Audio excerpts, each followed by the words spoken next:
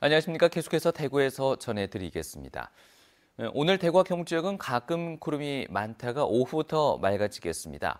아침 최저 기온은 대구 6.9도, 안동이 5.3도 등 0도에서 8도의 분포로 어제보다 2도에서 3도가량 높았습니다. 낮 기온은 대구 안동이 17도, 구미가 18도 등 15도에서 19도까지 오르며 평년 수준을 회복하겠습니다. 미세먼지와 초미세먼지 농도는 보통 수준이 예상됩니다. 오전까지 경북 내륙 지역을 중심으로 빗방울이 떨어지고 안개가 끼는 곳이 있겠습니다. 구미 효성 1공장에서 40대 직원이 안전사고로 숨졌습니다. 구미경찰서에 따르면 어제 오후 2시 40분쯤 구미 국가산업 3단지 효성 1공장에서 직원 42살 A씨가 다른 직원 3명과 높이 150cm, 400kg 무게의 압력 용기를 교체하다 장비가 넘어지면서 깔렸습니다. 경찰은 사고가 난 뒤 병원으로 옮겼지만 숨졌다며 목격자 등을 상대로 정확한 사고 경위를 조사하고 있습니다. 정부가 공공기관의 비정규직들을 정규직으로 전환하고 있지만 대구는 아직 실망스러운 수준입니다. 이 구군의 파견 용역직 상황은 더 좋지 않은데요. CCTV 관제사들은 다음 달부터 파업을 예고했습니다. 윤영균 기자가 취재했습니다. 구청이나 군청의 업무를 하지만 1년 단위로 용역업체와 계약해야 하는 CCTV 관제사는 정부가 발표한 공공기관 정규직 전환의 첫 번째 대상입니다. 정규직 전환을 논의하기 위해 관제사들은 지난해 4월 대표단을 선출했지만 해가 바뀔 때까지 노사전문가협의회를 한 번도 하지 못했습니다. 결국 기다리다 지친 이들은 이달 안에 정규직 전환 계획이 정해지지 않으면 다음 달부터 파업하기로 결정했습니다. 12월 달 정도에 항상 내가 다시 또 다른 용역업체가 들어왔을 경우에 채용이 될까 안 될까 그런 것 때문에 불안에 떨던 그런 게 이제 뭐 구청 소속이 되면은 이제 정규직이 되는 거나 마찬가지니까요. 고용노동부는 전국적으로 공공기관 비정규직 17만 7천 명이 정규직으로 전환되기로 결정됐고 이 가운데 86%가 이미 정규직이 됐다고 밝혔습니다. 하지만 대구 공공기관 비정규직의 정규직 전환율은 57%에 그치고 있습니다. 특히 CCTV 관제사 같은 파견 용역직의 경우 전국적으로 정규직 전환율이 100%를 넘었지만 대구시만 그나마 전환에 나섰을 뿐 구군들은 서로 눈치만 볼 뿐 언제 몇 명을 전환할지조차 정하지 못하고 있습니다.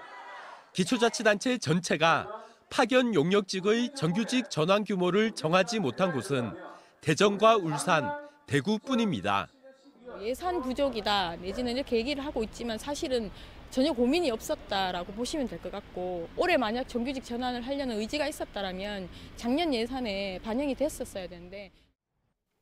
경북대병원과 한국장학재단, 한국가스공사와 대구경북첨단의료산업진흥재단 등 지역의 공공기관 역시 파견 용역 노동자의 정규직 전환율은 0%입니다.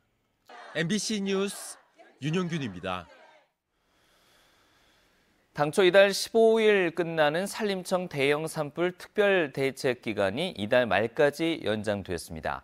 산림청 국립산림과학원은 4월 산불 위험 지수가 높음 단계를 유지하고 산림 내 연료 수분 함량도 10% 이하로 전국이 산불에 취약한 상태가 지속될 것으로 내다보고 있습니다. 이에 따라 산림청과 관계기관은 임차 헬기의 협업을 강화하는 한편 군 사격훈련 통제와 주민들의 소각행위 자제를 당부할 예정입니다.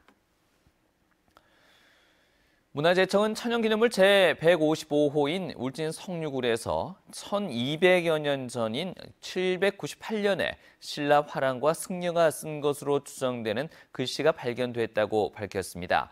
글씨가 새겨진 곳은 동굴 입구에서 230여 미터 떨어진 지점으로 당시 당나라 연호와 승려와 화랑의 이름, 왕피천의 옛 이름으로 추정되는 장천 등의 글씨가 음각 형태로 새겨져 있습니다.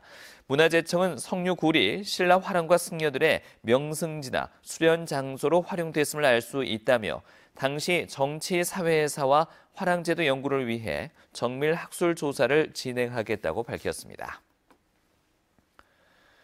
지난달 말 기준으로 도청 신도시 주민등록 인구가 15,000명에 이르고 실제 거주 인구는 2만 명을 넘어선 것으로 집계됐습니다.